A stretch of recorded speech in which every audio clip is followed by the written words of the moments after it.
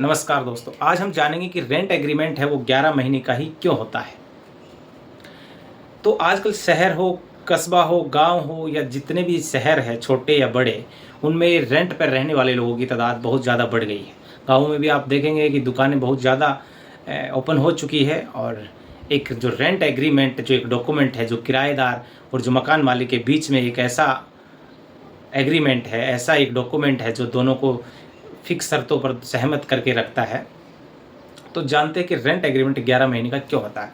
उससे पहले हम जानते हैं कि रेंट एग्रीमेंट में क्या क्या चीज़ें महत्वपूर्ण है।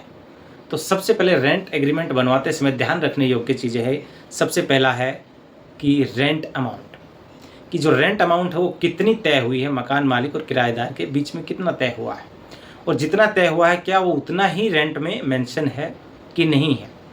दूसरा कि उस रेंट को कितना हर साल बढ़ाया जाएगा, ये रेंट एग्रीमेंट में मेंशन है कि नहीं है।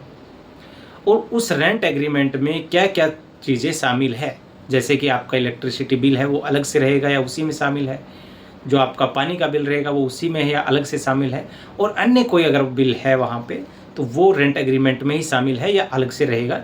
ये चीज़ें क्लियर रेंट एग्रीमेंट में मेंशन होनी चाहिए। उसके बाद में आता है फूड की बात हम कर लेते हैं।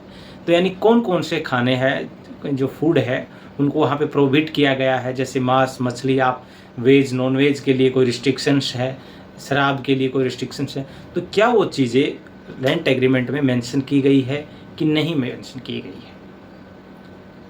उसके बाद में आता है सिक्योरिटी डिपॉजिट, यानी रेंट एग्रीमेंट में क्या ये क्लियर मेंशन है कि कितना सिक्योरिटी के रूप में डिपॉजिट किया गया है, और अगर रूम खाली करते हैं एंडिंग में तो क्या मकान मालिक जो डिपॉजिट सिक्योरिटी है उसको वापस देगा कि अपने पास रखेगा, और किन केस में अपने पास रख सकता है और किन केस में अपने पास नहीं रखेगा। ये चीज़ें भी रेंट एग्रीमेंट में मेंशन है कि नहीं है, ये ध्यान रखने वाली बात है। दूसरा रेंट एग्रीमेंट 12 में, अब जानते हैं कि रेंट एग्रीमेंट 12 महीने का क्यों नहीं होता है। तो रजिस्ट्रेशन एक्ट 1908 बात करता है ऐसे जितने भी लीज डॉक्यूमेंट है, एग्रीमेंट है, कॉन्ट्रैक्ट है, इनको रजिस्टर करने की बात करता है। जब आप देखेंगे रजिस्ट्रेशन एक्ट 1908 की धारा 17 बात करती है ऐसा कोई भी एग्रीमेंट जो 12 महीने या उससे ज़्यादा का है तो उसका रजिस्ट्रेशन मैंडेटरी है, यानी आपको उसका रजिस्ट्रेशन करवाना होगा, और रजिस्ट्रेशन करवाने के लिए जो चार्जेज है, जो टैक्स है, वो आपको पे करने होंगे। तो उसी रजिस्ट्रेशन से बचने के लिए, उसी टैक्स से बचने के लिए लोग 11 महीने का रेंट एग्रीमेंट करते हैं। उसके अलावा एक एडवांटेज है, वो ये है कि मकान मालिक के पास में ये लिबर्टी रहती है, ये चॉइस रहती है कि वो 12 महीने के बाद अपना मकान किसी दूसरे किराएदार को दे सकता है या खाली करवा सकता है।